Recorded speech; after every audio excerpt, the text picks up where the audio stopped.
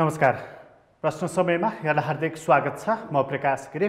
प्रश्न समयको आजको अङ्कमा हामी चर्चा गर्नेछौँ विप्लव नेत्रविक्रम चन्द विप्लवसँगको संवाद दोस्रो चरणमा पुगेको छ र दोस्रो पटकसम्मको वार्ता सकारात्मक मोडमा पुगेको भनेर सरकारी वार्ता टोलीका सदस्यले जानकारी गराएका छन् र यो वार्ता सकारात्मक निष्कर्षमा पुग्ने अपेक्षा पनि उनले गरेका छन्। यो जुन दोस्रो चरणको वार्ता एकै दिन पहिलो चरणको त्यसपछि दोस्रो चरणको र वार्ताको स्थान पनि बडा महत्त्वपूर्ण छ।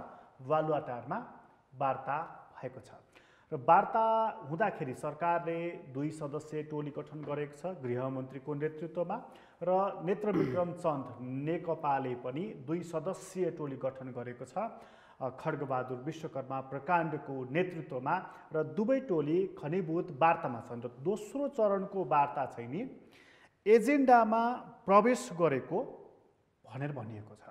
पहिलो चरणको चिना परिचयको एक किसिमको भन्दा प्रारम्भिक वातावरण निर्माण गर्ने खालको र दोस्रो चरणको वार्ता केही घण्टा लगत्तै भएको वार्ता चाहिँ एजेन्डामा प्रवेश गरेको भनिएको छ। र दोस्रो चरणको वार्ताले केही आशा जगाएको छ। वास्तवमै नेत्रविक्रम चन्द जसले चाहिँ हामीलाई किन प्रतिबन्ध लगाइयो भनेर प्रश्न गरिराखेका थिए त्यो पार्टी अब एजेन्डामा नै प्रवेश गरिसकेपछि यो एउटा सहमतिको तर्फ उन्मुख भइराखेको भन्ने यसले सङ्केत दिएको छ। तर सहमति गर्दा कसरी गर्ने? विप्लवको पार्टीले भनिरहेको छ एकीकृत जनक्रान्ति। विप्लवले अन्य 3वटा पक्षसँग जुन रणनीतिक मोर्चा गठन गरेका छन् त्यसको मूल माग छ वैज्ञानिक समाजवाद र यो संविधानको खारेजी। यो अवस्थामा विप्लवको माग कसरी पुरा होला?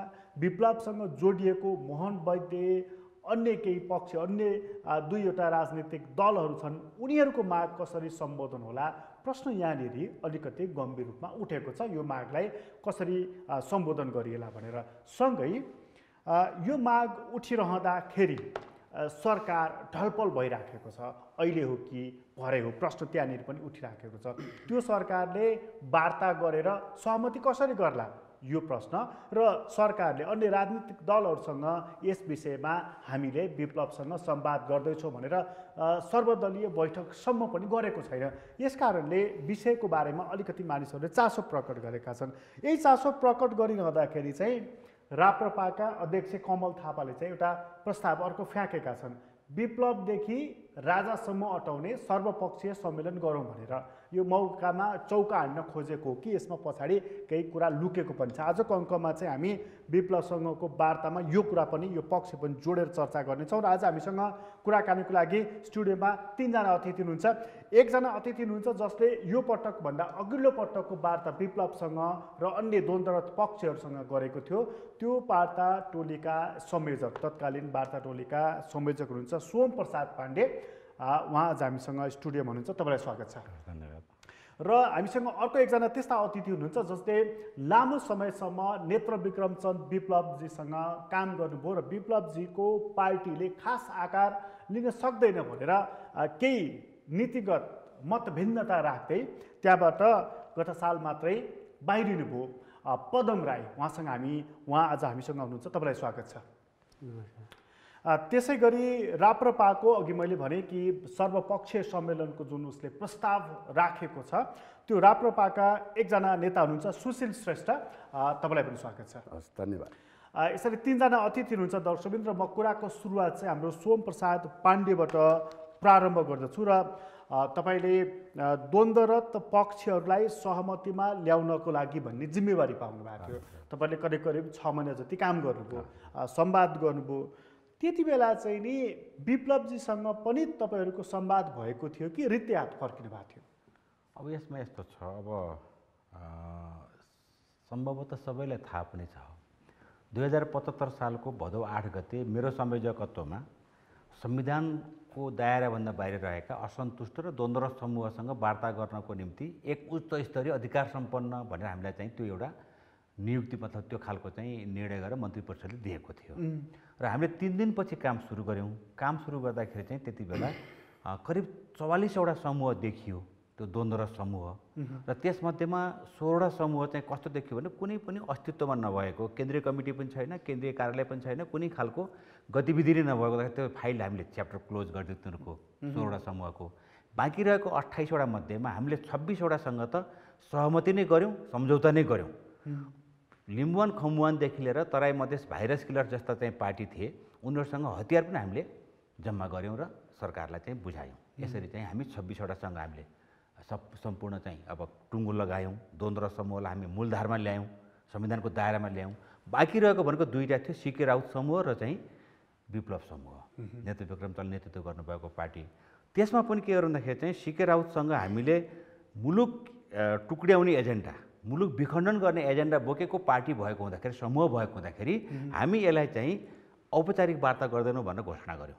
तर अनौपचारिक रूपमा चाहिँ उहाँको सहोदर दाजु जयकान्त राउतसँग चाहिँ हामी धेरै छलफल गऱ्यौँ। डाक्टर जयकान्त राउत उहाँ एउटा चाहिँ हाम्रो नास्टको वैज्ञानिक पनि हो, च्याउ वैज्ञानिक, उहाँ आउनुभयो र त्यसपछि हामीले बार धेरै पटक छलफल गरिसकेपछि यदि तपाईँको भाइ मूलधारमा आउने भनेदेखि उहाँले यो मुलुक टुक्र्याउने, मुलुक विखण्डनको चाहिँ एजेन्डा छोड्नुपर्छ भनेर भन्यो र छलफल चाहिँ चलायौँ।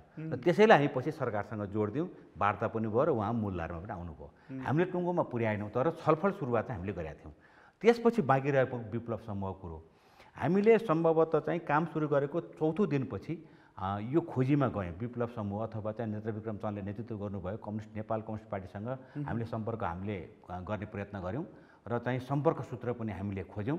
र उताबाट के आयो भने गुणराज लोहनीलाई छलफलको निम्ति तपाईँहरू प्रयोग गर्दा हुन्छ अथवा उहाँसँग सम्पर्क गर्दा हुन्छ भनिसकेपछि उहाँले प्रकाशन हेर्नुहुन्थ्यो, केन्द्रीय कमिटीको सदस्य अथवा उहाँको स्ट्याटस के थियो, तर नाम चाहिँ त्यो आइसकेपछि उहाँसँग हामी धेरै पटक हामीले चाहिँ वार्ता गऱ्यौँ, छलफल गऱ्यौँ। कहिले हामी कुनै रिसोर्टमा बस्थ्यौँ, कहिले कुनै घरमा गएर बस्थ्यौँ काठमाडौँमै। तर त्यसको अलावा चाहिँ हामी चितवनमा पनि धेरै पटक बस्थ्यौँ उहाँसँग।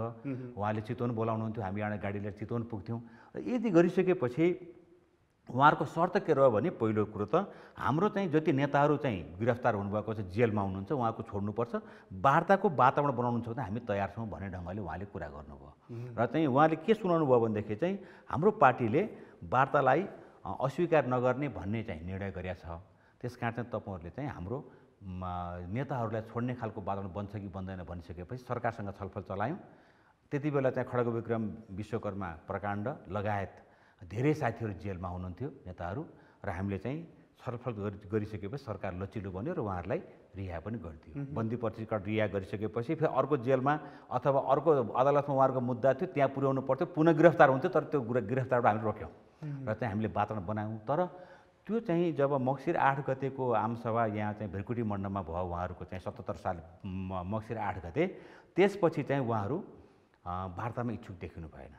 तर हामीले चाहिँ हामी सम्पर्क सम्बन्धलाई उहाँहरूको रणनीति चाहिँ जेलमा रहेका आफ्नो उपल्ला नेताहरू उपयोग गर्ने खालको। अनि त्यसपछि हामीले प्रधानमन्त्रीले भन्नुभयो, गृहमन्त्रीले भन्नुभयो, तपाईँहरूलाई उपयोग गरे आइछ, यो खै वार्ता सफल भएको, खै वार्तामा आएको भनेर हामीले अलिकति उहाँहरूबाट चाहिँ अलि हामीलाई गाली पनि गर्नुभयो, त्यो खालको चाहिँ कुराहरू पनि राख्नुभयो प्रधानमन्त्रीले। तर हामी निरन्तर रूपमा चाहिँ अगाडि बढ्यौँ। अब के भइदियो भनेदेखि चाहिँ अरू बाँकी रहेका द्वन्द्व समूह सबै वार्तामा आइसके, सहमतिमा पुगिसके।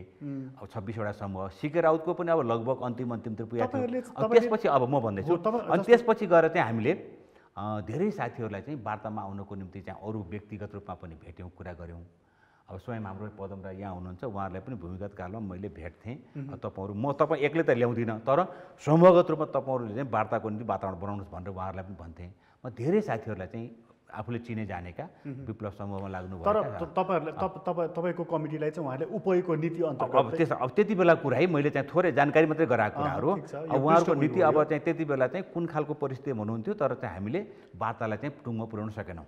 त्यसमा सरकारसँग के सल्लाह गऱ्यो भनेदेखि हामी अब धेरै समूह आइसक्यो, बाँकी रहेको एउटा विप्लव समूह हो अथवा चाहिँ नेत्र विक्रम चन्दको समूह हो। त्यस कारण चाहिँ अब हामीले यो चाहिँ समितिको म्याद नथपौँ, तर हामी अनौपचारिक रूपमा चाहिँ हामी वार्ता जारी गर्छौँ। जब चाहिँ यो एउटा वातावरण बन्छ त्यसपछि फेरि हामीलाई चाहिँ वार्ता टोलीको चाहिँ म्याद थपेर हामी चाहिँ आधिकारिक भएर चाहिँ टुङ्गो लगाउँछौँ भन्ने कुरो प्रधानमन्त्रीसँग र चाहिँ गृहमन्त्रीसँग हामी छलफल गऱ्यौँ। त्यति बेला गृह सचिव PM राई हुनुहुन्थ्यो, उहाँसँग पनि यो कुरो भयो र हामीले चाहिँ म्याद थपेनौँ तर सहमतिमा। तर त्यसपछि पनि हामी अब मैले प्रधानमन्त्रीलाई र गृहमन्त्रीलाई जानकारी नदिकन उहाँको अनुमति नलिकन त म गइनँ। त्यसपछि पनि हामीले चाहिँ कहिले नेपालगञ्ज, कहिले दाङ, कहिले कपिलवस्तु, कहिले रूपन्देहीको चाहिँ लुम्बिनी, कहिले चाहिँ भरतपुर चितवन, कहिले काठमाडौँ हामीले चाहिँ वार्ताहरू गरिरहेछौँ र मलाई लाग्छ चाहिँ हामी अब निरन्तर रूपमा चाहिँ वार्ता गरिरहेका त्यस्तो वार्ताहरूमा विप्लवजी पनि भेटिनु भयो? अब सुरुको दिनमा सामान्य खालको भयो, तर उहाँले सचिवालयका सदस्य र माथिल्लो तहको नेताहरूलाई जिम्मेवारी दिनुभएको थियो। आफू चाहिँ त्यसमा संलग्न हुनु भएन। तर चाहिँ अब हामीले अब जस्तो हेमन्त प्रकाश ओलीको कुरा गऱ्यो भनेदेखि त्यति हामी सम्पर्क भएन। तर धर्मेन्द्र वास्तोलासँग हामी नेपालगञ्जमा वार्ता गर्दाखेरि अब खास गरेर मैले त्यति बेला त माधव नेपाललाई पनि अनुरोध गरेको थिएँ, उहाँले पनि माधव नेपाललाई भेट्ने चाहना गर्नुभएको। यसरी चाहिँ वातावरण मिलाएर हामी वार्ता चाहिँ गरेका थियौँ र हामी त्यसरी वार्ता गर्दाखेरि हामीले मात्रै के भन्दाखेरि त्यस्तो वार्ताको विकल्प छैन।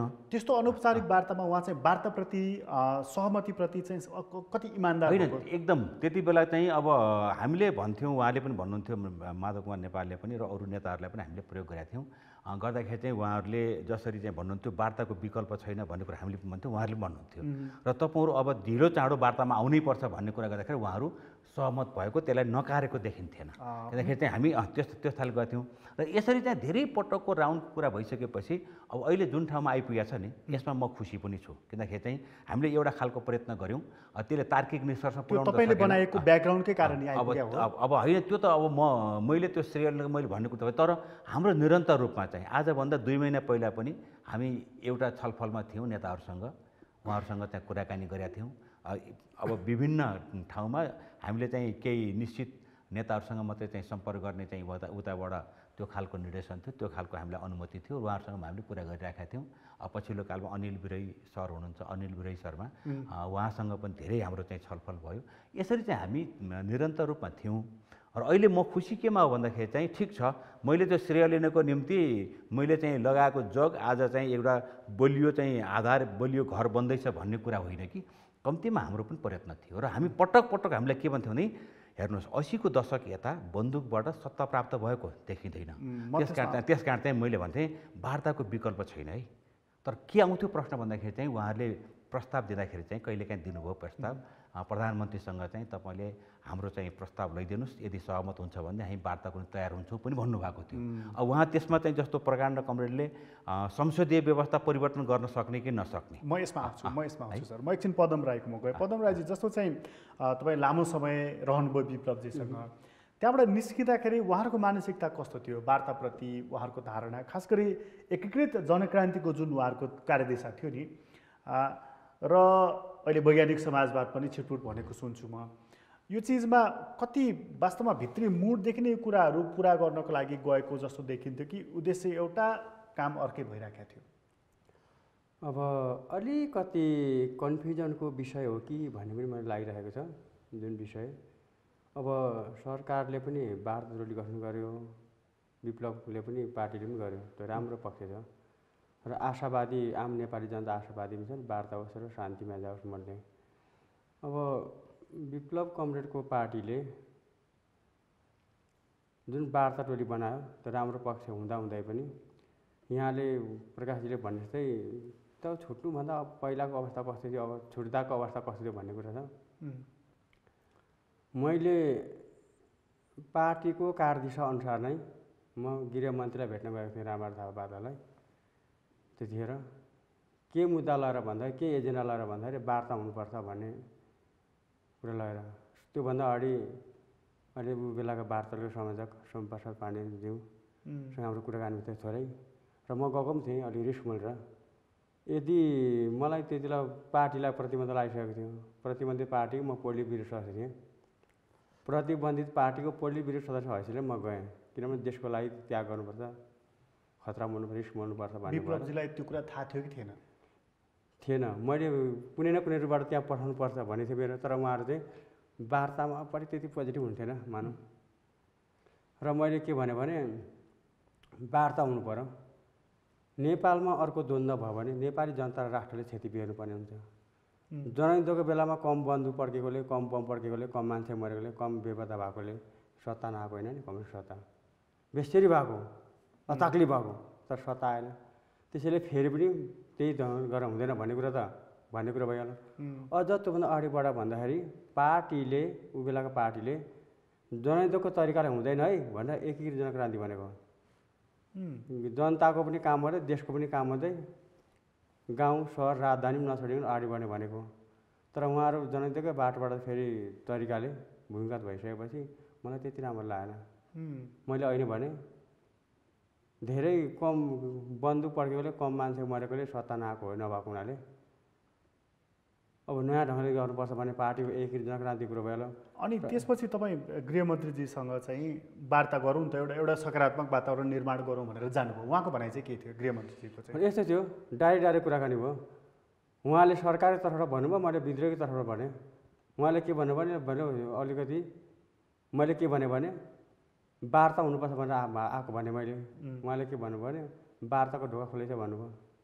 मैले भने वार्ताको ढोका त खुलेछ तर ढोकाको काममा त बन्दुक राखेर बस्छ नि त, त्यसरी त मान्छे आउँदैन, वार्तामा आउँदैन। ढोकाको काममा बन्दुक लिएर बस्ने वार्ताको कुरा गर्दा हुँदैन भने मैले। अनि उहाँले के भन्नुभयो भने के गर्नु पर्यो भन्नुभयो। मैले भने राज्य भनेको राज्य हो, उसको संविधान छ, कानुन छ, नीति नियमहरू छन्। विद्रोहीले त मान्दैन, हामी चाहिँ जनता माने त। जनताको बेलामा कुनै संविधान कुनै मानिन नि त हामीले त, हामी आफै जिउँदो साथी हो भने उसले मान्नुपर्छ भने चाहिँ मान्दैन पनि। त्यसो भएको भने राज्यसँग कानुन छ, संविधान छ, वार्ताको लागि राज्यले पत्र पठाउनुपर्छ भने मैले। पत्र पठाउने कुरामा के प्रश्न उठाउ भन्दाखेरि त्यसरी उनीहरूले पत्र पठाउँदैन, ए राज्य झुको गलत थाहा देख्यौ र सरकारले चाहिँ वार्ताको लागि पत्र पठायो हामीलाई भने पत्र देखाउँछ भन्ने कुरो गरेँ। त्यहाँ चाहिँ त्यस्तो आयो। मैले पनि त गलत हो।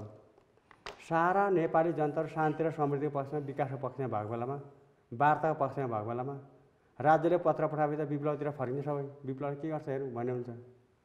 पत्र देखाउनु पर्यो कि विप्लव वार्तामा आउनु पऱ्यो कि त चिठी लुकाउनु पर्यो? कहाँ देखाउँदै हिँड्छ भने मैले। यो कुराहरू भयो। देखाउने चिठी देखाउने लुकाउनु पनि दिन आउँछ कि वार्तामा आउनु पऱ्यो कि चिठी लुकाउनु पऱ्यो, पत्र लुकाउनु पऱ्यो? कहाँ देखाउँदै हिँड्छ भन्यो। अनि पछि त्यही कुरा चाहिँ यो चाहिँ सही हो भन्ने कुरा चाहिँ म भयो। जस्तै गृह सचिवहरू हुन्थ्यो, गृह सल्लाहकार हुन्थ्यो, स्वास्थ्य सल्लाहकार हुन्थ्यो। बादलजी चाहिँ विप्लवजी अथवा उहाँले नेतृत्व गरिरहेको त्यो समूह नेकपाप्रति उहाँको धारणा कस्तो थियो?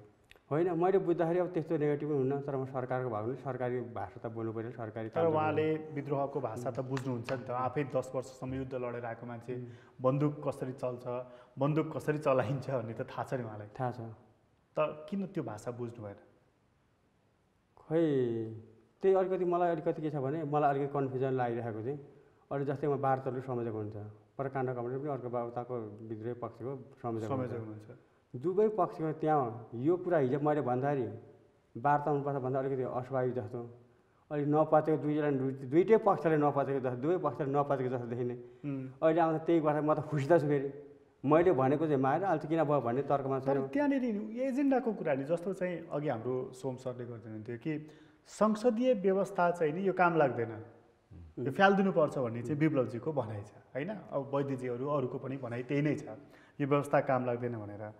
फेरि अहिले वार्ता उहाँको मुद्दा एकीकृत जनक्रान्ति, त्यति पनि नभए वैज्ञानिक समाजवाद, त कहाँनिर कसरी वार्ताबाट वैज्ञानिक समाजवाद अथवा एकीकृत जनक्रान्ति अथवा भन्नुहोस् न त्यो कसरी आउन सक्छ त? यो म त्यो पार्टीको आधिकारिक व्यक्ति नभएको हुनाले त्यो सबै कुरामा त्यसरी जवाफदेही म छैन। तर मलाई के लाग्छ भने उहाँले भनेको कुरा, विप्लवको पार्टीले भनेको कुरा वैज्ञानिक समाजवाद र सरकारले भनेको कुरा, सरकारले लागू गर्ने कुरा बिचमा चाहिँ अन्तर्विरोध छ। त्यो वार्ता कसरी सम्भव होला भनेको चाहिँ अब बाहिरबाट त वार्ता होस् भन्ने कामना त हुने कुरो भयो, सबैले मान्ने कुरो भयो, आशा राख्ने कुरो, हरेकले मान्ने कुरो। तर इसेन्समा सारतत्वमा जाँदाखेरि के छ भन्दाखेरि कसरी मिलिहाल्ला त? मिलेको राम्रो, तर छुट्टै छुट्टै बाटो छ, छुट्टै उद्देश्य, फरक फरक उद्देश्य छ नि त।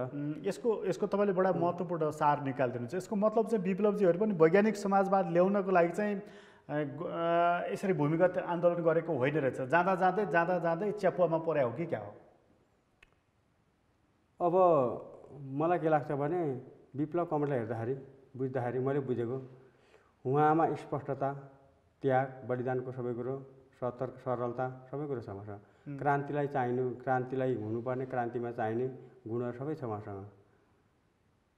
तर के छ भन्दाखेरि अब उहाँले उठाएको मुद्दा पनि खराब त छैनन्, तर अलिक परिवेशमा अघि सोमप्रसाद पाण्डेजीले भनेको चाहिँ अलिक परिवेश फेरि हामीले उ बेला पार्टी बनाउँदाखेरि म पनि त्यही पार्टी भएको हुनाले एकीकृत जनक्रान्ति भनेको बम बन्दुक बोकेर भूमिगत हुने होइन, जनताको देशको काम मात्रै अगाडि बढ्ने भनेर पार्टी बनाएको नि त। जनयुद्धको तरिकाले हुँदैन भन्ने मुख्य कुरो। त्यो जनताको तरिका त्यो त्यति बेला फेजमा त्यो थियो। अब त्यसरी हुँदैन भनेर अर्को बाटो अपनाएको नि। त्यसो भएकोले फेरि त्यही बाटो अपनाउँदाखेरि अनि एजेन्डा ठिक भयो, लक्ष्य ठिक भयो भने साधन, लक्ष्य प्राप्ति गर्ने साधन तरिका तरिका त अलिक मिलेको छैन कि भन्ने मेरो चाहिँ निष्कर्ष छ। तपाईँको विमति त्यसैमा रह्यो? विमति तपाईँको विमति त्यसै उद्देश्य जो उद्देश्य प्राप्त गर्ने बाटोहरू भएनन्, गलत भयो भन्ने छ मेरो। मेरो प्रश्न चाहिँ अब तपाईँले छाडेर आइसकेपछिको अवस्थाको बारेमा तपाईँ जिम्मेवार पनि हुनुहुन्न, जवाफ दिनको लागि बाध्य पनि हुनुहुन्न। तर अगाडिको अवस्थामा चाहिँ साँच्चीकै वैज्ञानिक समाजवाद ल्याउनको लागि नै विप्लवजीको पार्टी भूमिगत भएको थियो? होइन, पार्टी बनाएको चाहिँ साँच्चैको समाज वैज्ञानिक समाज ल्याउनुलाई नै हो पार्टी बनाएको चाहिँ। अब भूमिगत भएको त के अरे भूमिगत भएको भन्ने कुरो पार्टी बनाएको नै के को लागि भन्दा वैज्ञानिक समाजवाद ल्याउनलाई पार्टी बनाएको हो। तर वैज्ञानिक समाजवाद ल्याउनलाई पार्टी बनाएको छ, पार्टीको नीति गतिविधिहरू अलिक नमिलेपछि अलिक असहमति बडो मेरो निम्ति तपाईँको बढ्यो। म एकछिन सुशील श्रेष्ठको गएँ। अब यो चाहिँ नि विप्लवजीको र सरकारको वार्ताको कुरा हो। तपाईँसँग अलिकति जान्न खोजेको चाहिँ तपाईँको अध्यक्षले अस्ति चाहिँ जुन दिन वार्ताको लागि वार्ता कमिटी गठन भयो त उहाँले चाहिँ यही हो मौका कि अब राजा पनि अटाउने, विप्लवजी पनि अटाउने, सर्वपक्षीय सम्मेलन गरौँ भनेर भन्नुभयो। कहाँनिर तपाईँले त्यो स्पेस देख्नुभयो र यो प्रस्ताव फ्याक्क फाल्नुभएको? अनि प्रकाशजीको त अघि सुरुमै यहाँले चाहिँ नि मौकामा चौका हान्नुभयो कमल थापाजीले भनेर भन्नुभयो। म त्यसलाई सच्याउन चाहन्छु। यो कुरो कमल थापाजीले आज भने होइन, यो अहिले वार्ताको सन्दर्भमा भने होइन। यो धेरै पहिलेदेखि हामीले चाहिँ नि कुनै पनि शक्ति, राजनीतिक शक्तिलाई मेन स्ट्रिमभन्दा बाहिर राखेर देशमा शान्ति स्थायित्व चाहिँ नि हुन सक्दैन। जसरी तपाईँको चाहिँ नि 47 सालको परिवर्तन पश्चात चाहिँ नि 51 सालतिर माओवादीको एउटा सानो समूह सिस्टमभन्दा बाहिर गयो र त्यसलाई चाहिँ नि राज्यले सम्बोधन नगरिदिँदाखेरि त्यो एउटा ठुलो शक्तिको रूपमा चाहिँ नि देखियो। यसैबाट देखिन्छ। जस्तो अहिले विप्लवीहरू बाहिर हुनुहुन्छ, यो यसरी राजनीतिक शक्तिहरूलाई चाहिँ नि बाहिर राखेर देशमा स्थायित्व हुँदैन रहेछ भन्ने कुरा चाहिँ नि प्रमाणित भएको छ नेपालको राजनीतिक सन्दर्भमा। यही सन्दर्भलाई लिएर चाहिँ नि कमल थापाजीले आजभन्दा 3-4 वर्ष अगाडिदेखि राजादेखि प्रचण्डसम्मको एउटा चाहिँ नि गोलमेज सम्मेलन गरिनु पर्दछ, सबैलाई चाहिँ नि सम्बोधन चाहिँ नि राज्यले गर्नुपर्दछ कुनै न कुनै रूपमा भनेर चाहिँ नि उहाँले भने त्यो सन्दर्भमा हो।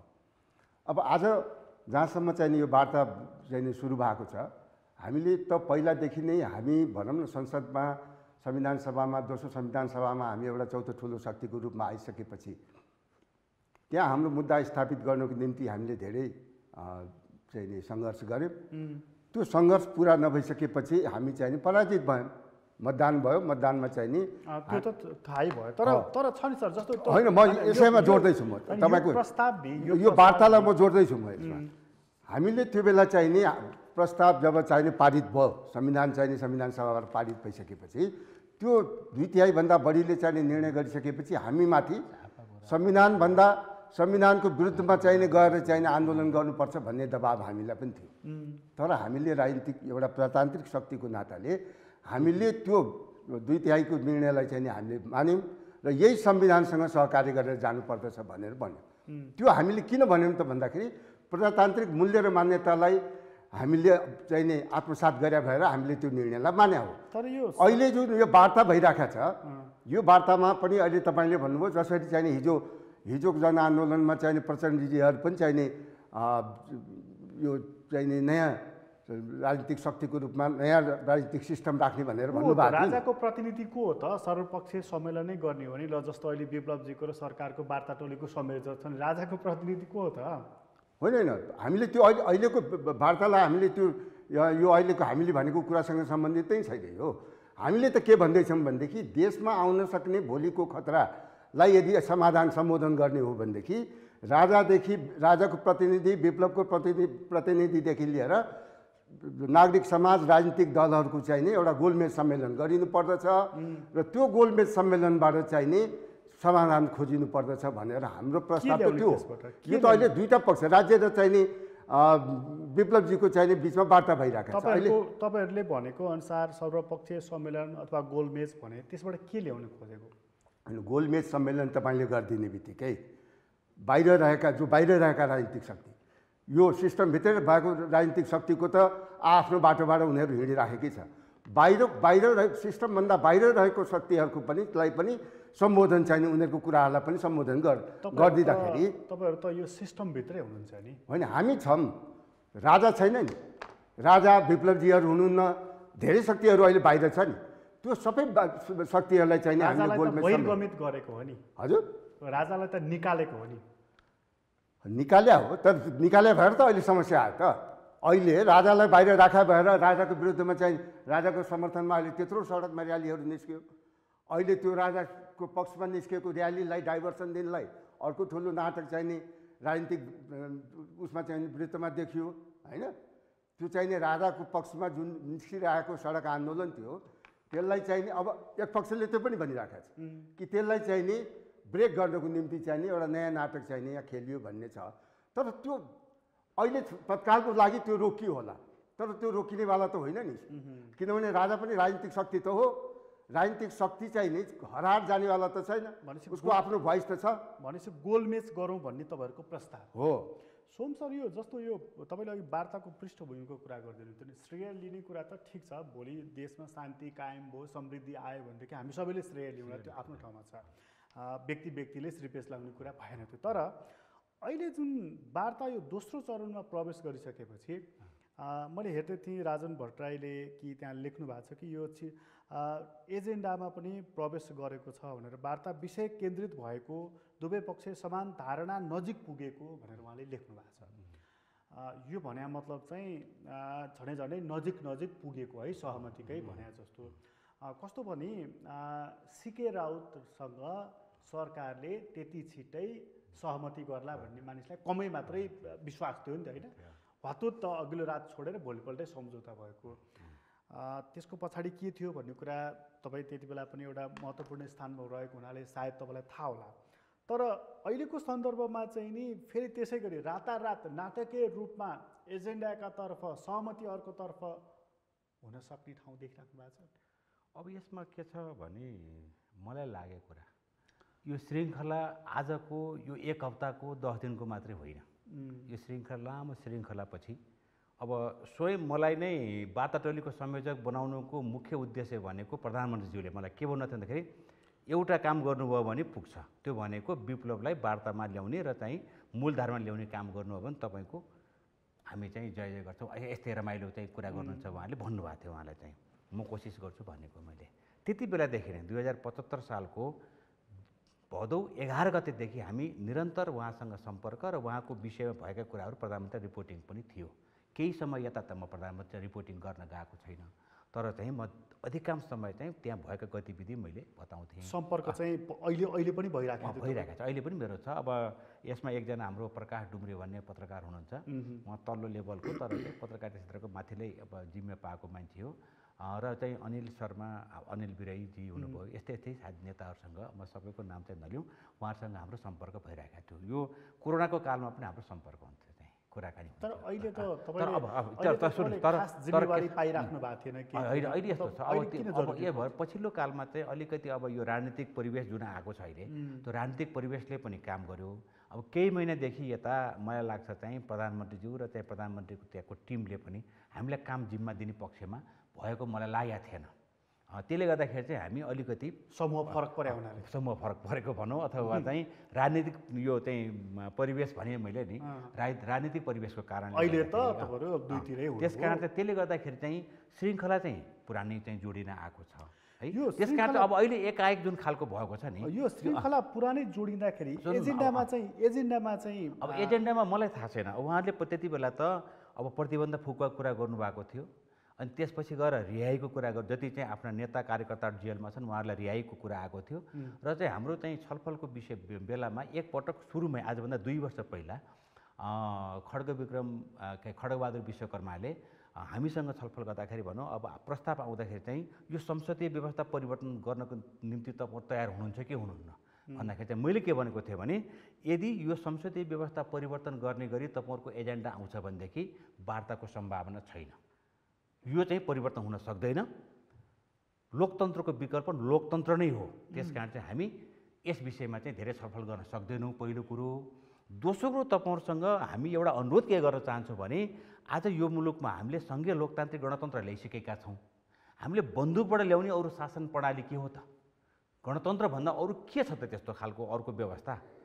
बरु हामी चाहिँ यही गणतन्त्रलाई सुदृढ गर्नको निम्ति हामी सबै हातेमालो गरेर एक ठाउँ जुटेर हामीले चाहेको त्यो वैज्ञानिक समाजवासन पुग्नको निम्ति हामीले पूर्वाधार तयार गर्नुपर्छ। पूर्वाधार तयार गर्ने काममा लागौँ, आउनुहोस्, मूलधारमा आउनुहोस्, संविधानको दायराभित्र आउनुहोस् भनेर हामीले अनुरोध गरेका थियौँ। यसरी चाहिँ हाम्रो छलफल चाहिँ भइरहेका थियो धेरै पटक।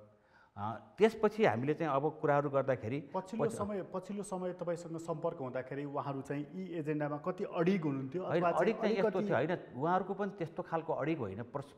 त्यो प्रस्तावहरू अब जस्तो चाहिँ फुकुवाको कुरा, प्रतिबन्ध फुकुवाको कुरा, अनि जेलमा परेका नेताहरूको रिहाईको कुरा त उहाँहरूको त प्रमुख एजेन्डाभित्रै पर्थ्यो।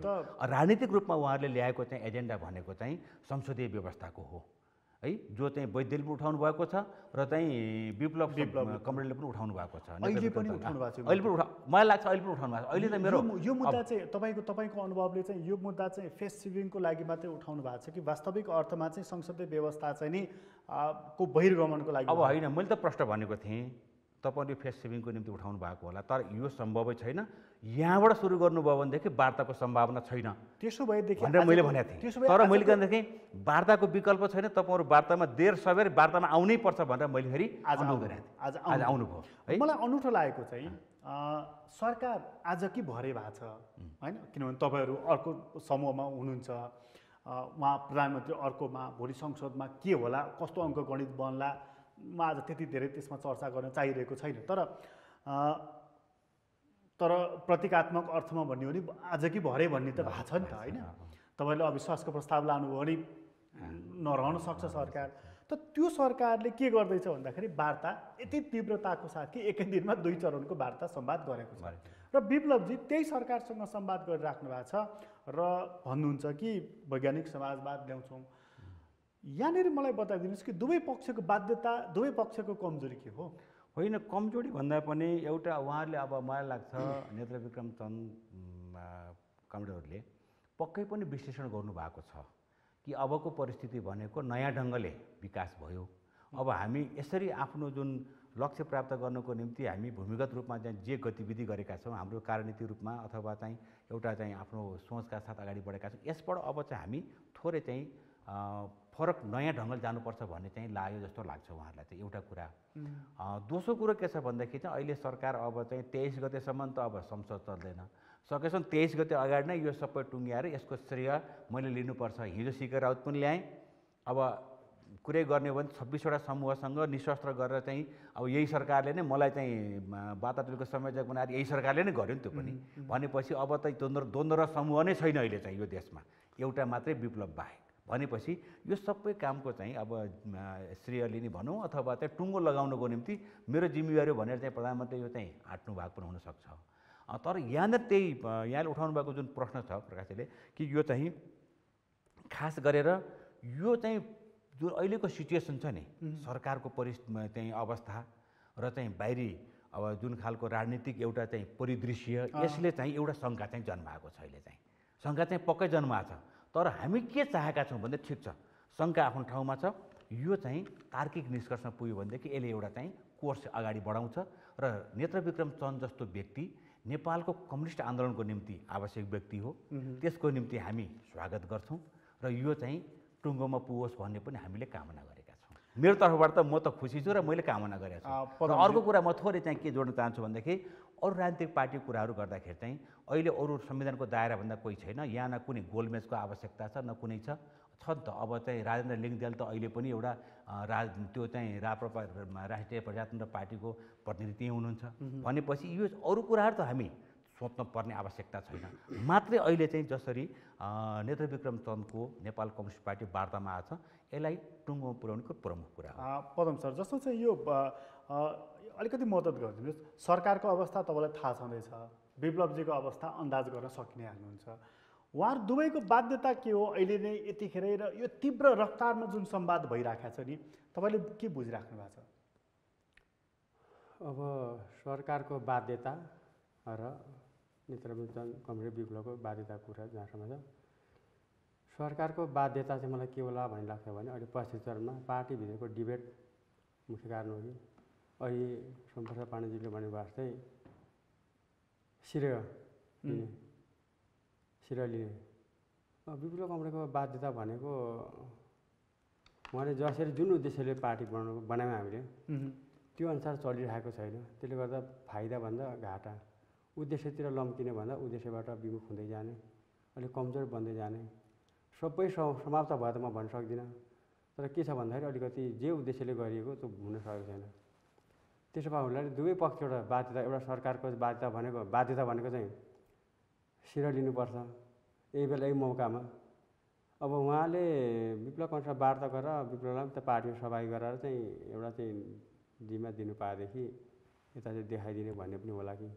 अहिले यो ठिक छ, वार्ता सकारात्मक मोडमा पुग्नु, सहमति हुनु सकारात्मक कुरा हो होइन? वार्ता हुनु सकारात्मक कुरा, तर मलाई एउटा तपाईँसँग जान्न मन लागेको कुरा चाहिँ, तर यही बेला नै विप्लवजीले रोज्नुपर्ने कारण चाहिँ मलाई जान्न मन लागेको क्या।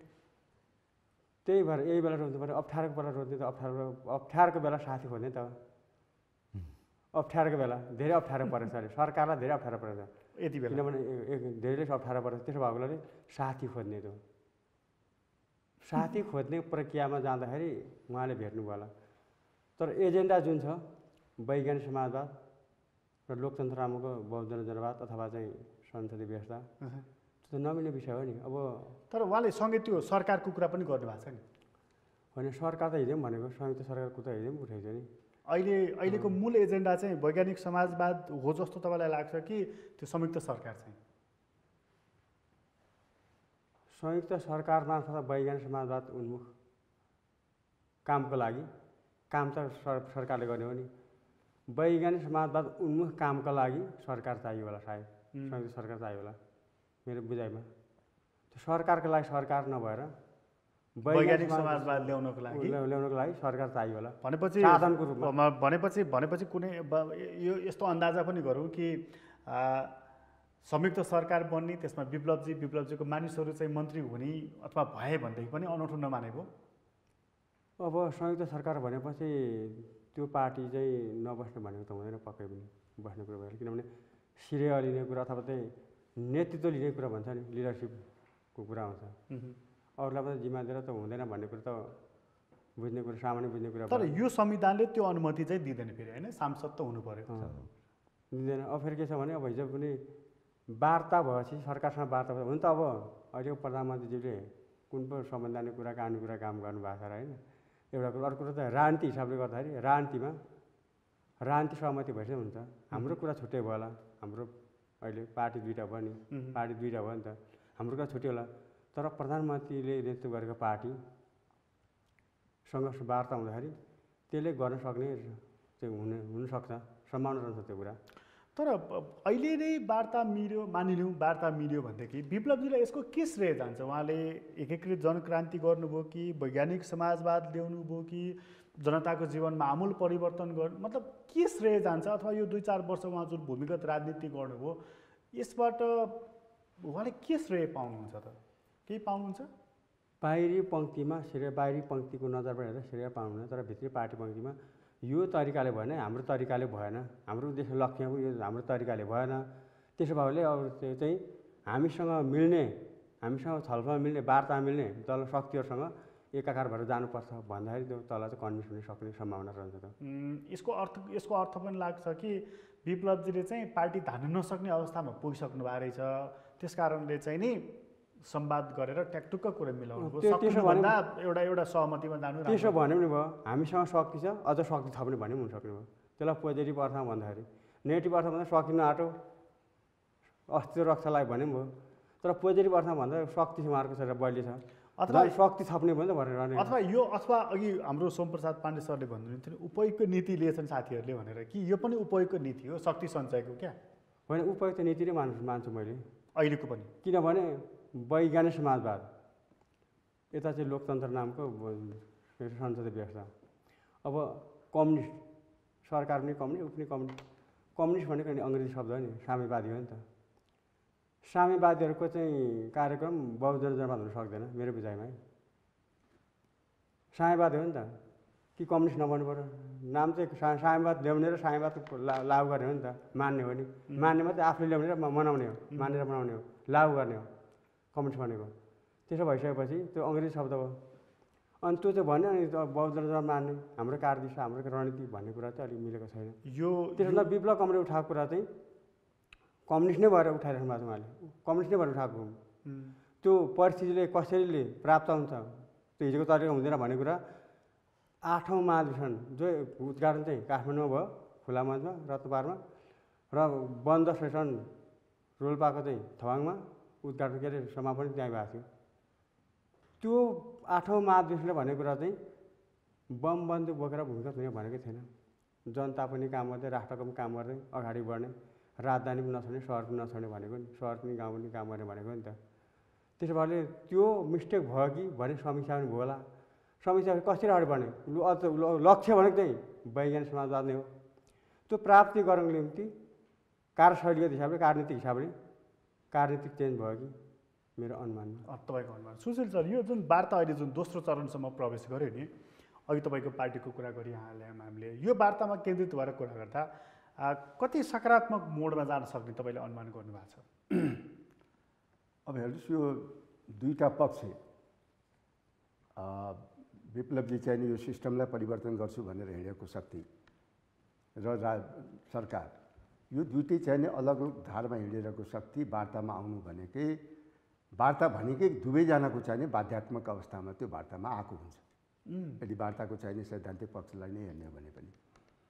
र अहिले जुन ढङ्गबाट चाहिने सरकारले यो समय छोपेको छ, अब हुनसक्छ सरकारको चाहिने उसको अहिलेको जुन राजनीतिक परिवेश छ, अवस्था छ, त्यसलाई पनि अलिकति सम्झिन्छ कि भन्ने होला उसको। तर वार्तामा दुईवटा शक्ति वार्तामा आइसक्नु भनेकै एउटा सकारात्मक कुरा हो होइन। सिस्टमभन्दा बाहिर बसिरहेको चाहिने शक्ति आउनु भनेको त्यो सकारात्मक कुरा हो।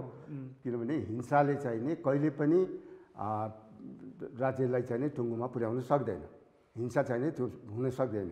त्यस कारणले अहिले भएको वार्तालाई हामीले सकारात्मक रूपमै लिनुपर्दछ। र यो चाहिने खालि उपयोग गर्ने नीतिमा होइन। अघि मान्य सोम प्रसादजीले भने जस्तै एकले अर्कालाई चाहिने उपयोग गर्ने यदि रणनीति हो भनेदेखि फेरि यो प्रतिपादक चाहिने हुनसक्छ। अहिलेको वार्ताको टोन हेर्दाखेरि चाहिँ तपाईँ उपयोगको नीति देख्नुहुन्छ कि यो चाहिँ अलिकति होइन भनेर अलिक सिरियस खालके देख्नुहुन्छ? अनि परिस्थिति हेर्दाखेरि यो सर तपाईँले अघि नै पृष्ठभूमिमा भन्नुभयो कि चाहिने आज हो कि भोलि भइरहेका सरकारले इमिडिएटली बोलाएर चाहिने वार्ता गर्नु र त्यो शक्ति पनि चाहिने वार्तामा आउनु भन्दाखेरि त्यो कहीँ न कहीँ चाहिने यो अहिलेको चाहिने परिवेशलाई उपयोग गर्ने हो कि भन्ने, उपयोग भइराखेको हो कि भन्ने जस्तो देखिन्छ। त्यो त्यसमा चाहिने इमान्दारिता छैन कि भन्ने पनि देखिन्छ। मान्छेले शङ्का पनि गर्नु थाल्छ। यसमा प्रधानमन्त्रीको स्वार्थ के देख्नुहुन्छ? होइन, प्रधानमन्त्रीजीको स्वार्थ भने त तपाईँले अघि भनिहाल्नुभयो नि। उहाँले चाहिने अब आज हो कि भोलि हो संसदमा चाहिने उहाँको विरुद्धमा चाहिने अविश्वासको प्रस्ताव आइराखेको छ। त्यो बेलामा भोलि निर्वाचनमा जानुपर्ने अवस्था पनि हुनसक्छ।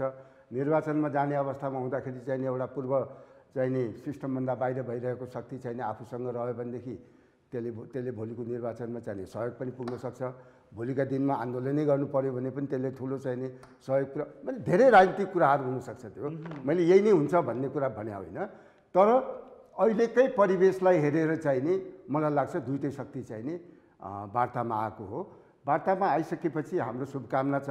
किनभनेदेखि यसमा विप्लवजीको चाहिँ स्वार्थ के देख्नुहुन्छ? यही बेलामा वार्ताको समय छनौट गर्नु, संवाद गर्नु र त्यो कस्तो भन्दाखेरि अलिकति तीव्र रफ्तारमा चाहिँ नि संवाद अगाडि गएको उहाँको स्वार्थ के हुन सक्छ? विप्लवजीले पनि एउटा कुरा के बुझाउनु पर्दछ भनेदेखि हिजो चाहिने जनयुद्धबाट आइसकेपछि जुन कजको लागि जनयुद्धमा गइया थियो त्यो कज त पुरा हुन सकेन। प्रचण्डजी यत्रो सरकारमा आउँदाखेरि पनि चाहिने के गर्न त सक्नु भएन। उहाँ त फेरि त्यो संसदीय भाषमा नै भाँसिनु भएको छ। भोलि चाहिँ नि अब हाम्रो यो चाहिँ नि आन्दोलन यो ढङ्गबाट अगाडि बढ्दैन भन्ने रियलाइजेसन कता भएको हो कि विप्लवजीलाई पनि। किनभनेदेखि अब यो बाटोबाट चाहिँ नि हामी चाहिँ नि अगाडि जान सक्दैनौँ, पार्टीलाई अगाडि लैजान सक्दैनौँ भन्ने चाहिँ नि सोचमा आउनु भएको हो कि जस्तो मलाई लाग्छ।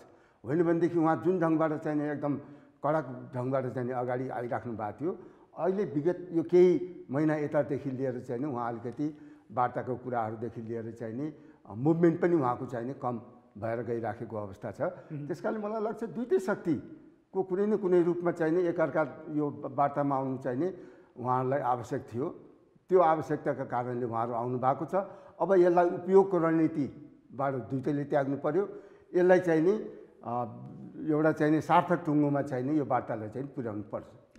सोम सर, जस्तो यो अब विप्लवजीको यो हुनसक्छ त कि कति मानिसहरू भन्छन् नि अब यो बन्दुक विद्रोह आदि इत्यादि त यस्तै उस्तै कुरा हो, तर मूल कुरा सत्ताको अंशियार चाहिँ नि ठुलो हुने कुरा चाहिँ मूल कुरा रहेछ। हाम्रो राजनीतिक पार्टीहरूले त्यही कुरा नै देखाइरहेका छन्, जतिसुकै आदर्शका कुरा गरे पनि यो अंशकै कुरा हो।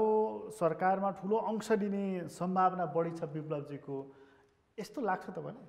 हो यस्तो छ हेर्नुहोस्, अब उहाँले त पुरै अंश मात्रै होइन, पुरै 16 डोरो लिनको निम्ति अब आफ्नो योजनाका साथ अब भूमिगत रहेर अनि यो देशमा बन्दुकबाटै सत्ता प्राप्ति गर्ने सोचका साथ जानुभएकै हो। यसमा त कुनै अब हामी दुविधैमै छैनौँ। पछिल्लो कालमा सबै परिवेशहरूको मूल्याङ्कनपछि मलाई लाग्छ उहाँले आफ्नो कार्यनीति परिवर्तन गरेको जस्तो मलाई लागेको छ।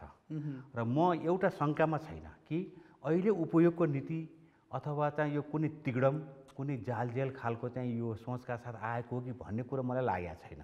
यो रियालिटीमै आएर चाहिँ वार्ता गर्ने र सेफ ल्यान्डिङ गर्ने खालको सोचाइ हो कि अब हामी यो बाटोबाट पार लगाउन सक्दैनौँ भन्ने खालको चाहिँ निष्कर्षमा पुग्नुभयो कि भन्ने मलाई आफूले चाहिँ अनुमान गरेको छु। र चाहिँ धेरै नेताहरूसँगको मेरो विगतका छलफलहरूमा पछिल्लो कालमा त कम थियो, तर यो चाहिँ खास गरेर हाम्रो राजनीतिक जुन खालको घटना भयो त्यसपछि अलि कम चाहिँ पनि भएको कि रिपोर्टिङ गर्ने ठाउँ प्रधानमन्त्रीसँग पनि त्यति धेरै कुराहरूको रिपोर्टिङ गर्न अवस्था रहेन, गृहमन्त्रीसँग पनि रहेन। त्यसपछि बरु मैले त्यो रिपोर्टिङ गरेको छैन। तर मलाई लागेको चाहिँ त्यस कारण चाहिँ मैले अहिले अब यो सबै हेर्दाखेरि परिवेश हेरेर अब एक खालको सेफ ल्यान्डिङ पनि हुने र अब चाहिँ जुन कार्यनीतिका साथ जुन लक्ष्यका साथ अगाडि बढ्नु भएको थियो त्यो चाहिँ पुरा नहुने जस्तो खालको अवस्था सिर्जना भएको। फेरि हामी क्लियर थियौँ है, मैले त सुरुमै भनेको थिएँ उहाँहरूलाई कि तपाईँहरूले जुन लक्ष्यका साथ जुन बाटो हिँड्नु भएको छ त्यो बाटोबाट तपाईँहरूले सफलता प्राप्त गर्न सक्नुहुन्न। त्यस कारण चाहिँ वार्ताको विकल्प छैन, तपाईँहरू ढिलो चाँडो आउनै पर्छ, सकेसम्म चाँडो आउनु भनेर मैले चाहिँ भनेपछि यो वार्ता एउटा निष्कर्षमा पुग्छ भन्ने मलाई चाहिँ लागिरहेको छ। म त यसको शुभकामना दिँदै बसिरहेको छु, यो सफल होस् भन्ने चाहना छु। तर एउटा कुरा के हो भनेदेखि चाहिँ अहिले अब यो फेरि दुवै पक्षलाई सरकार पक्ष अथवा राष्ट्रको निम्ति मुलुकको निम्ति पनि उहाँहरूको निम्ति पनि यो आवश्यक छ र यो चाहिँ टुङ्गोमा पुग्नुपर्छ। दुवै पक्षलाई यसले चाहिँ हित गर्छ, नभएदेखि चाहिँ यसले अब राज्यको निम्ति पनि एउटा विद्रोह नेपाली जनताले त्यो सामना गरिरहनु पर्ने खालको। दोस्रो कुरो उहाँहरू कुनै हालतमा पनि अब बन्दुकबाट यो देशमा चाहिँ सफलता प्राप्त गर्न सक्नुहुन्न। त्यस कारण चाहिँ हामी त्यो मेरो चाहिँ आफ्नो इन्डिभिजुअल कुरा पनि हो यो। राजनीतिक रूपमा हेर्दाखेरि तपाईँको यो चाहिँ इन्डिभिजुअल कुरा र हिजोको एउटा लेगेसी कुरा जोडिएर आएको हुनाले तपाईँ यो कुरा बोलिराख्नु भएको छ। अच्छा, राजनीतिक रूपमा चाहिँ तपाईँ जहाँ जुन पोइन्टमा उभिराख्नु भएको छ तपाईँ र तपाईँको दल उभिराखेको छ नि, त्यो हेर्दाखेरि चाहिँ ओहो ढल्न लागेको सरकारको प्रधानमन्त्रीले यत्रो ठुल्ठुलो कुरा गर्ने भन्ने चाहिँ लागेको छैन। अब नि यस्तो छ, उहाँले त अब जे गरिरहनु भएको छ एकहोरो आफ्नो तरिकाले। अब हामी सबैलाई थाहा छ संविधान लेख्ने एउटा चाहिँ सदस्य म पनि हो, त्यो चाहिँ ड्राफ्ट कमिटीकै सदस्य हो, मान्यज्यू पनि हो। हामीले कुनै छिद्र कुनै पाल राखेका थिएनौँ जो कि संसदलाई भङ्ग गर्न सकियोस्, तर भइदियो, प्रधानमन्त्रीले गर्नुभयो। त्यसपछिका दिनमा पनि अब नैतिकताको हिसाबले के गर्नु पर्थ्यो, अब कहाँ हुनुहुन्छ त्यो पनि आफ्नो ठाउँमा छ र अहिले उहाँ निश्चिन्त भएर चाहिँ निष्प्रियका साथ है काम आफ्नो अगाडि बढाइरहनु भएको छ। अब एउटा मानेमा त म अब यो तार्किक निष्कर्षमा पुग्यो भने राम्रै हुन्छ भनेर म त्यसलाई त खुसी व्यक्त गरिराखेको छु, म खुसी छु। तर चाहिँ यो हठात किन चाहिँ भइराखेको छ, एकदम हेफेजर्डले किन भएको छ भन्ने कुरो चाहिँ अब शङ्काको विषय। मलाई मात्रै सिङ्गो मुलुकका लागेको शङ्का चाहिँ के हो? अहिले शङ्का अरू त्यस्तो केही होइन कि यो चाहिँ श्रेय लिनको निम्ति र उतापट्टि पनि विप्लव हाम्रो नेता विक्रम चन्दले पनि यही टाइम चाहिँ एप्रोप्रिएट टाइम हो। भोलि प्रचण्डसँग कुरा केही असहमति हिजो प्रचण्डसँग पनि थियो, हुन त बादलसँग पनि त्यत्तिकै थियो, तर बादलले अब अहिले चाहिँ वार्ताको संयोजक बनेपछि अर्को कुरो चाहिँ मैले देखेकोमा अब खड्गविक्रम विश्वकर्मा सबभन्दा त्यहाँको रेडिकल सबभन्दा चाहिँ क्रान्तिकारी सबभन्दा बढी चाहिँ अब उहाँले यो व्यवस्थासँग असहमत राखेको व्यक्ति उहाँ नै त्यसको प्रमुख भएपछि मैले अहिले चाहिँ खास गरेर आशावादी भएको र मैले चाहिँ अलिकति यो टुङ्गोमा पुग्छ भन्ने कुरोमा चाहिँ दुवै पक्ष यसरी आउँदाखेरि देखिराखेको छु। त्यसकारण चाहिँ मलाई के लाग्छ भन्दाखेरि यसमा यो पक्ष हुनसक्छ कि सक्दैन, जस्तो प्रचण्डजीहरूसँग दरार पर्यो, माधव नेपालसँग त लामै समयदेखिको दरार छँदै थियो, प्रचण्डजीलाई देखाउनको लागि भए पनि विप्लवलाई ल्याउन सक्यो भने भोलि चुनावै हुँदाखेरि पनि एउटा गठबन्धन बनाएर जान सक्ने कुरा भयो भन्ने कुराले काम गरेको। त्यसमा त राजनीतिक जोड घटाउ अब चाहिँ त्यो त हुन्छ नै है, त्यो त अब त्यो अन्तर्निहित विषयवस्तु हो, त्यो त अब स्वाभाविक हो। अब त्यो देखाउने कुरा पनि भोलि गएर आफू स्ट्रङ हुने कुरा पनि। अब मैले त सुन्दाखेरि त अझै विप्लवलाई महासचिव दिने गरी चाहिँ अब प्रस्ताव आएको छ भन्ने पनि सुनेको छु। अब कति सत्य थाहा छैन मलाई चाहिँ। एकजना पत्रकारले मलाई बिहान फोन गर्नुभएको थियो, होइन मान्छे तपाईँलाई के थाहा छ, होइन सहमति त अब धेरै माथि पुगेछ, विप्लव त अब चाहिँ नेपाल कम्युनिस्ट पार्टी केपी ओली नेतृत्वको चाहिँ उसमा त अब महासचिव बन्दै हुनुहुन्छ भन्ने पनि भन्नुभएको थियो मलाई चाहिँ। तर त्यसबारे मलाई जानकारी छैन मैले भने चाहिँ। अब त्यहाँसम्म पुगेको जस्तो त लाग्दैन मलाई। तर पनि अब समूह बलियो पार्नको निम्ति अब त्यो अब मैले यसै भन्न सक्दिनँ कि अब प्रचण्डलाई देखाउने भन्ने कुरो भन्दा पनि अब मुलुकको आवश्यकता पनि हो। यो सहमतिले चाहिँ केपी ओलीको सरकारको आयु लम्ब्याउँछ कि लम्ब्याउँदैन? होइन, यस्तो छ, यसमा त त्यो पार्ट र यो पार्ट फरक हो। किनकि यो संवैधानिक व्यवस्था हामी संसद र चाहिँ अहिलेको चाहिँ परिस्थितिलाई हेरिराखेका छौँ।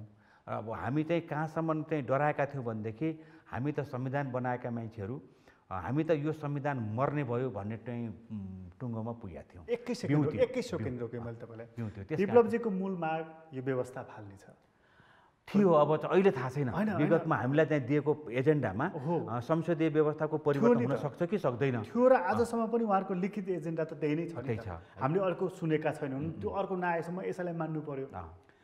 प्रधानमन्त्री तपाईँहरूकै शब्द लिउँ यसमा सापटे कि यो व्यवस्थाले ल्याएका कतिपय अवयवहरूप्रति चाहिँ अलि निष्ठुर हुनुहुन्छ, अलि प्रतिबद्ध हुनुहुन्न भने तपाईँहरूकै मनाइ।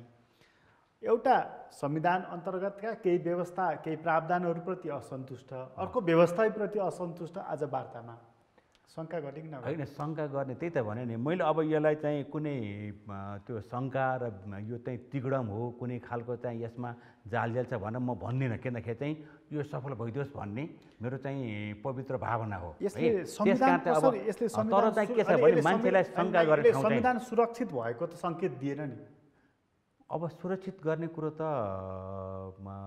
सङ्केत दिने र चाहिँ कतिपय घटनाक्रमले धन्य यो संविधानै अब समाप्त हुने खालको अवस्था थियो। तर फेरि चाहिँ पुनर्स्थापित र चाहिँ अब त्यो जीवित अवस्थामा हामीले पाछौँ।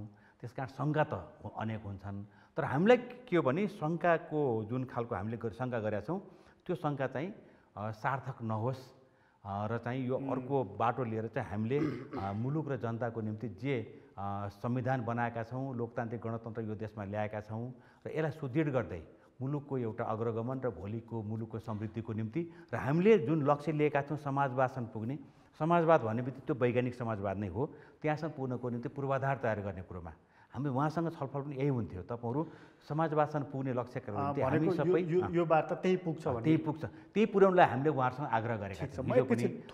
मसँग थोरै मात्रै समय बाँकी छ। पदम सर, जस्तो चाहिँ यो यतातर्फ बादल हुनुहुन्छ संयोजक, बादल र विप्लवको सम्बन्ध कस्तो थियो मैले के जान्ने र तपाईँले जान्ने कुरा हो। अहिले वार्तामा यता सरकारी टोलीको संयोजकै बादल हुँदाखेरि चाहिँ तपाईँको मनमा चाहिँ कस्तो आइरहेछ? अब यता बादल नै संयोजक सरस्वती रूप पक्षलाई हेर्ने हो भने वार्ता किन सम्भव हुने सम्भव छ, वार्ता सफल हुनु सम्भव छ भनेर देख्छु।